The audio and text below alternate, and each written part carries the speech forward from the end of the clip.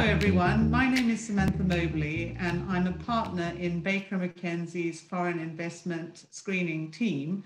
I would like to introduce to you Angelika Milger, who is a member of the investment screening at the Federal Ministry of Economic Affairs in Germany. I'd also like to introduce you to my partner, Anahita Thoms, who is a foreign investment partner, and she's based in our Düsseldorf office. It's a real pleasure to have both of you here today to talk about foreign investment screening in Germany. So perhaps we can start with you, Angelika. I understand that Germany has very recently further expanded its foreign investment regime.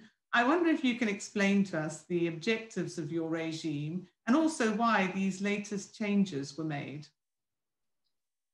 Thank you, Samantha, for the introduction, and thank you for having me here today. Of course, there has been quite a recent change in our investment screening framework in Germany. It's come into force just 1st of May this year, so 10 days now. And it is the last of a number of changes over the past year. Some have been caused by been caused by the corona pandemic and other developments that we had to react to. And this now is a big amendment focusing on emerging technologies and further aligning our legal framework with the EU screening regulation, and which has introduced some new rules or some more specifications that we now have amended to in our legal framework. These new rules, first of all, that's interesting, I think, to all your clients. All these new rules, they apply for all transactions that have been signed on or after the 1st of May. For all transactions before that, the old regime applies still. And to the main changes. We have in Germany two types of investment screening procedures. One is the so-called cross-sectoral screening procedure, which where it doesn't matter which sector the company that is bought is working in. And here we have introduced 16 new case groups for which special rules apply. In the general procedure, it's any business, any company can be screened, any transaction when a share is bought that is at 25% or above. But in these case groups, special rules apply. These are especially sensitive groups and technologies. And before our latest amendment, we had 11 case groups, and now we have introduced 16 new case groups. And these especially focus on further specifying the technologies that are mentioned in the EU screening regulation, such as artificial intelligence, semiconductors, chips, cybersecurity, quantum technologies, 3D printing, and so on. And for these, a special set of rules apply. There's a mandatory notification. A 20% threshold applies to all these new case groups. And there's a prohibition to close the deal before it is approved. And then we have the sector-specific screening procedure, which is, well, historically the first procedure that we had, which focuses on the military sector. And we are here, there's the applicability has been extended to before only very specific military goods fell under this sector-specific screening procedure. But now this is extended. It includes now all companies that develop or produce products that fall under Part A of the export control list, which is the list of weapons, ammunition, and defense products. And here also there's a mandatory notification. A 10% threshold applies, and there's a prohibition to close the deal before it is approved. And this is like the heart of this newest amendment of our screening framework.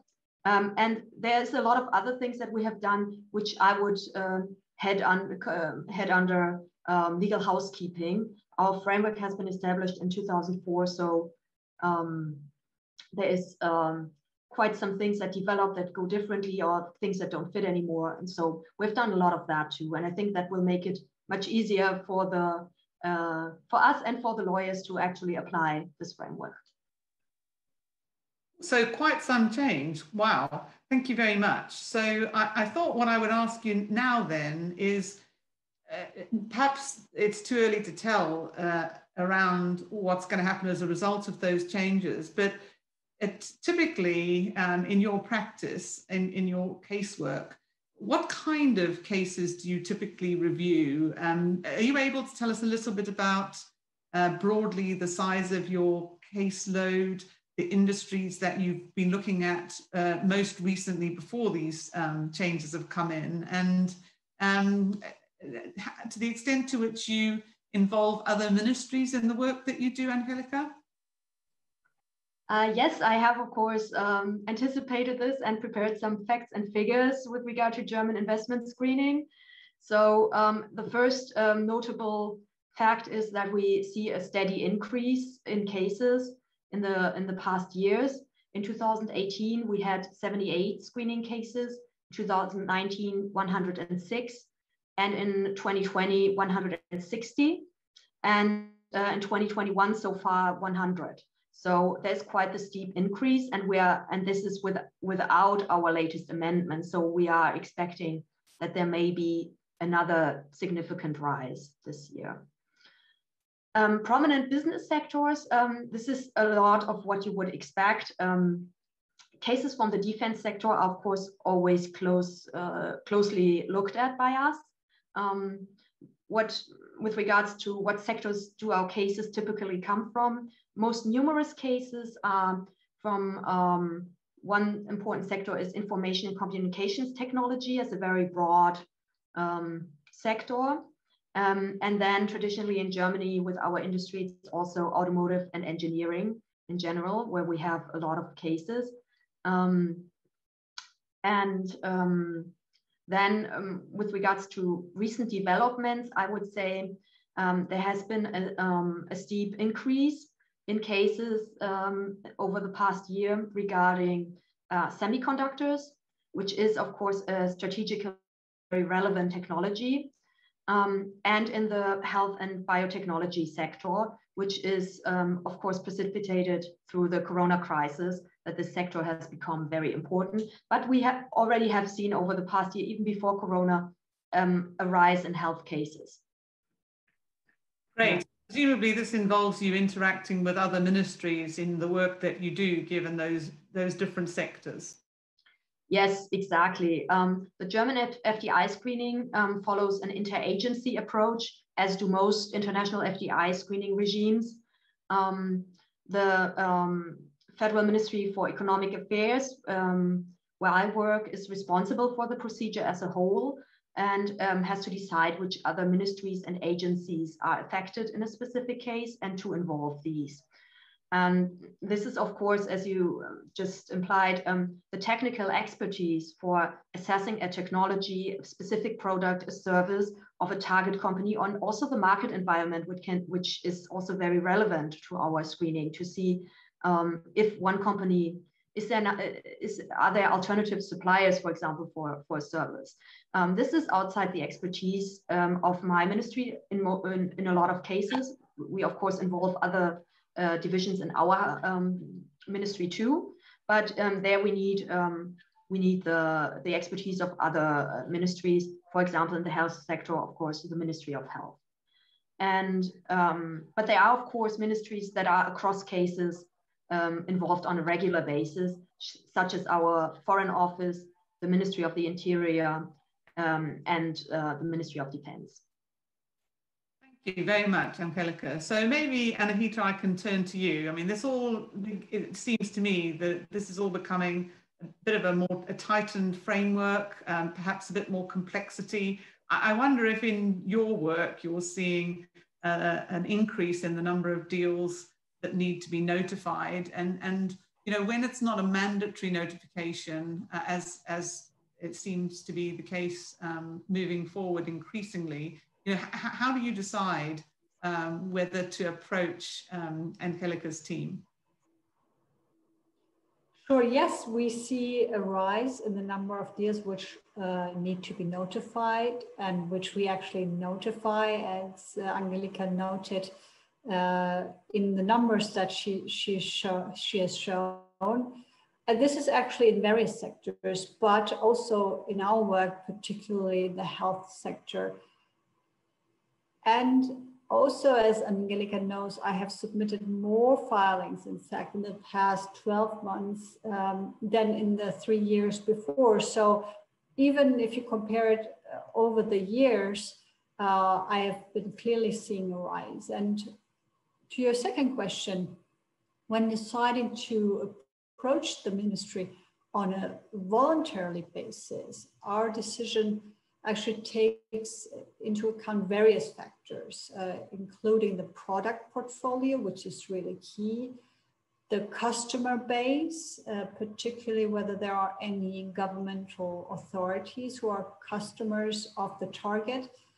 But after looking at the risk profile, it is also a question whether our client is willing to take the risk of not having legal certainty in the next 5 years, which is actually the period of time during which the transaction may be reviewed.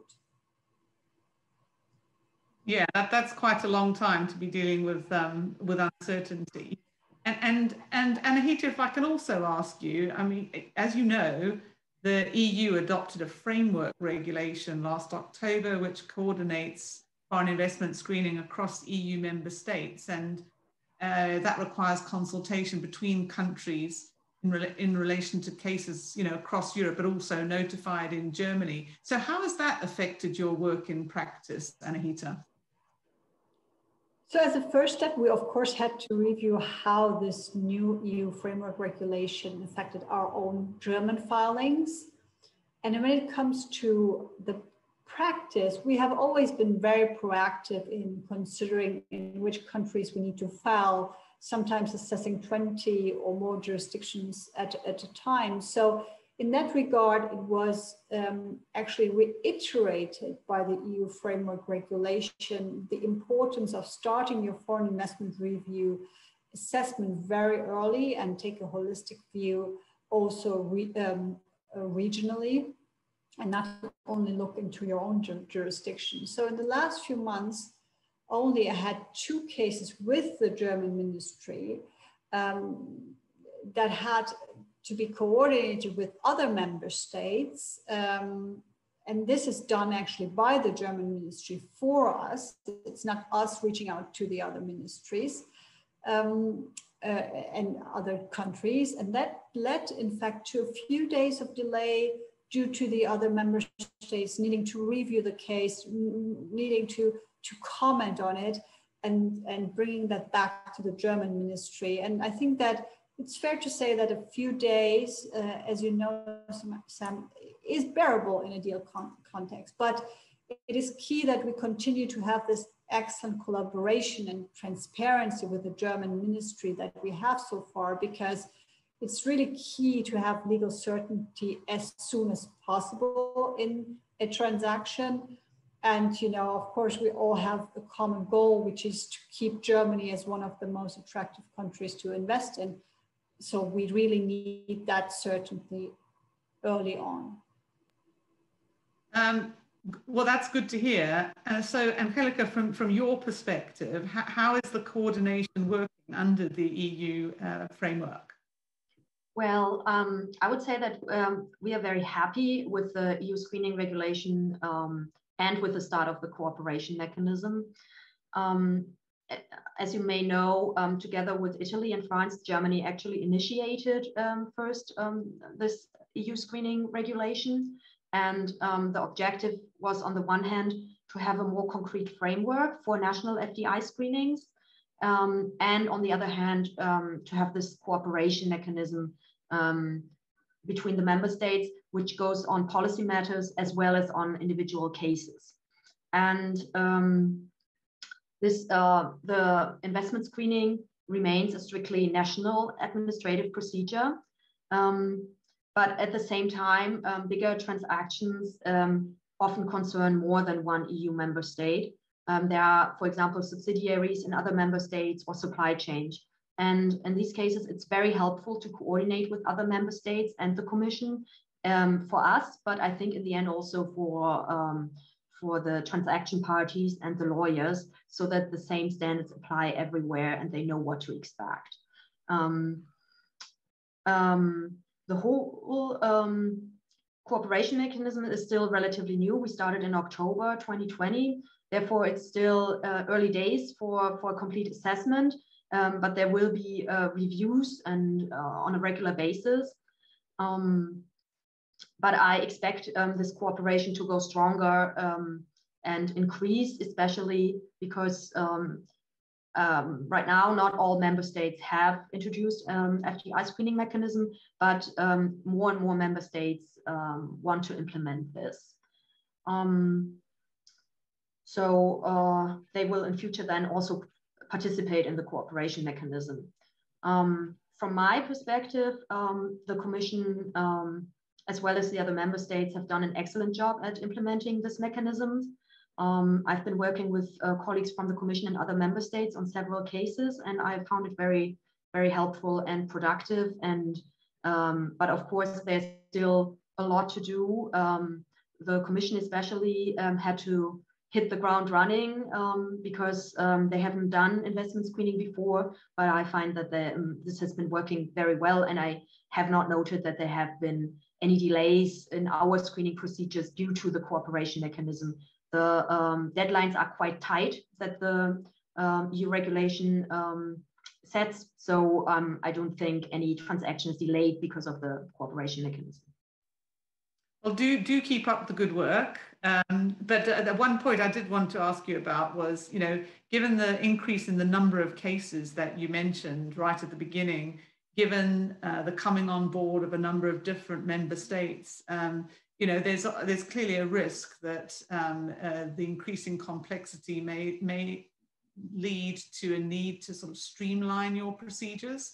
Do you have any developments for the future going forward that you're going to make in order to make sure that you can you'll still be able to cope efficiently with the work going forward? Yes, we are currently working on that. Also, there's a need to streamline procedures more, but there's also the more the higher the case number is, the more it is possible to actually do digitizing and have a more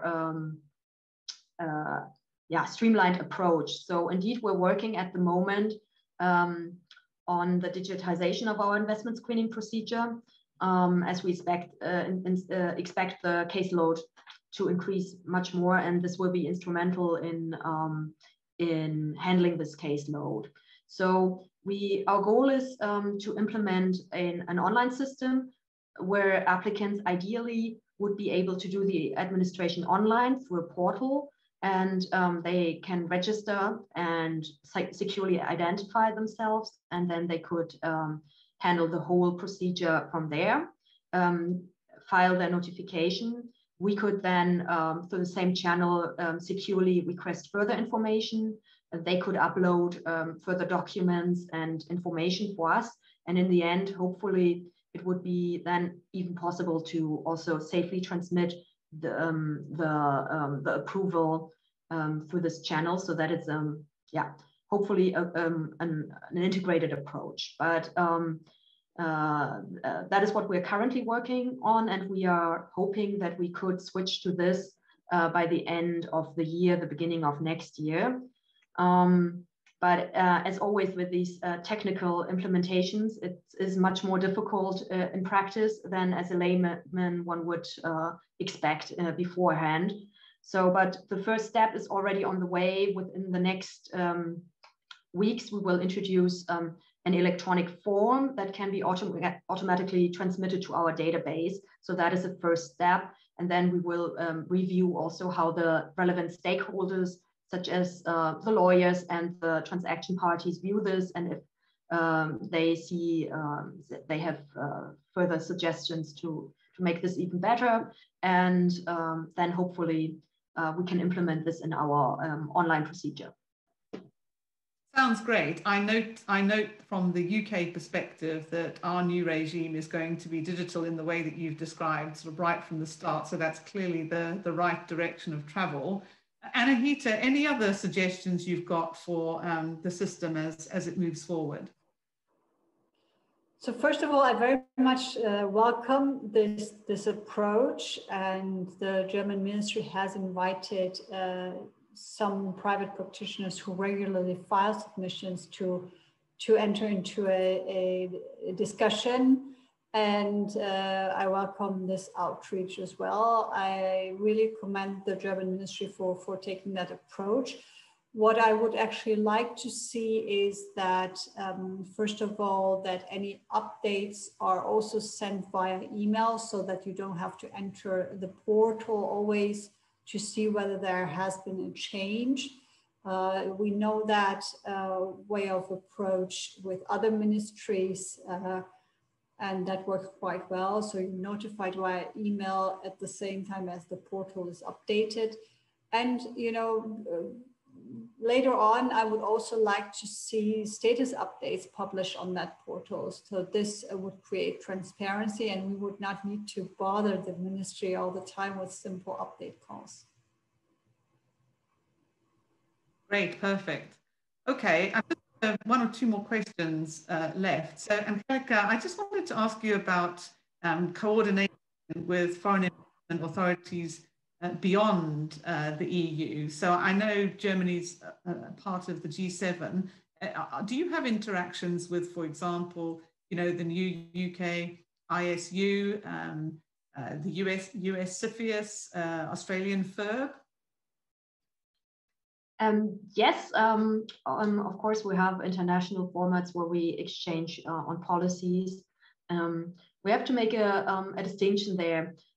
With regards to individual screening cases, we only share information on a case-specific basis within the EU cooperation mechanism, because these information are sensitive. They contain business and trade secrets of the companies, and also are considered insider information. So we need a legal basis for sharing this kind of information, which we have with the EU screening regulation and now with our national implementation.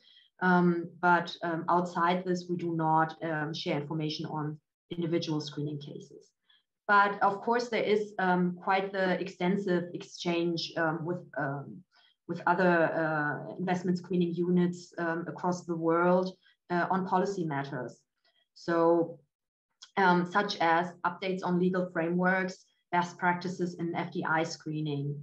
And this is very helpful for us because FDI screening faces the same challenges across the world. So buzzwords that I already mentioned, emerging technologies, this is something that everyone has to deal with and has to find a way, how do we, on the one hand, catch all the cases that we want to catch, but on the other hand, not do it so that the whole, all business sectors and industries are suddenly have to mandatory notify us of their filings, because this would burden the economy, but it would also overload our system. So that is important, and we do this also on things like risk assessments. How do others approach this? How do we do risk mitigations? Also enforcement. How do we enforce our decisions? These are things that are, regardless of the national legal framework, are challenges that everyone who does FDI screening faces. So these exchanges take place multilaterally, for example, in the G7, and also in the OECD. Within the EU, we have the expert group that was established in the EU screening regulation that meets regularly. And on the other hand, we also have bilateral exchanges with other countries that do FDI screening, such as the US, the UK, Australia. And in addition to this, we often also are approached by countries that have young investment screening regimes or that want to introduce regimes and that ask around, approach different countries with established FDI regimes and ask for the experiences, how do things work, how is the legal framework. Yeah, so, and this is always very interesting. We always, are eager to learn more from others. And I'm sure others are eager to learn from you as well. So that's been fascinating. I'm just going to ask each of you if you've got any sort of final thoughts or remarks. Perhaps Anahita first. Thank you, Sam. No, I think that the elaborate German foreign investment review assessments have been, very challenging for some clients of ours. So it's very much important that you start your analysis early on, you collaborate with the competent authorities and strategize very early on with your colleagues to make sure that in all relevant jurisdiction you make the filings so that you are highly efficient and effective. Thank you. Angelika, you have the last word. Thank you so much. Maybe just this. FDI screening is a very interesting and dynamic field of work, and I'm very happy to be part of it. And I think that the work with the investors, the target companies and their representatives, so lawyers such as Anahita, is very productive and cooperative. And this helps to find good solutions for everyone in difficult cases. And I hope we can keep up and deepen this spirit of cooperation. And thank you so much for having me here today. It was very interesting, and I would be happy to do this again sometimes. Well, that's wonderful. Thank you both very much indeed for your views and spending time with me today.